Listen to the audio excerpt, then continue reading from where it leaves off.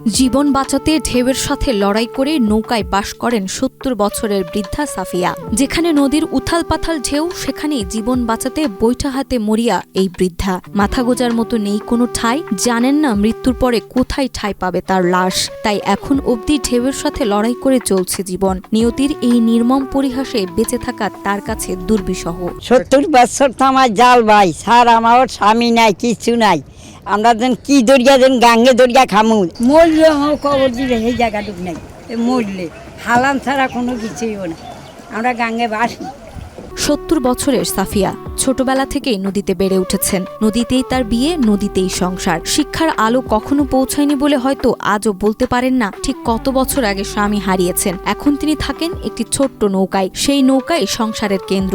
মেয়ে, জামাই, নাতি নাতনি সহ একসঙ্গে রোদ বৃষ্টি পেরিয়ে জীবন কাটাচ্ছেন নদীর মাঝেই। রোদে শুকাই, বৃষ্টিতে ভিজি।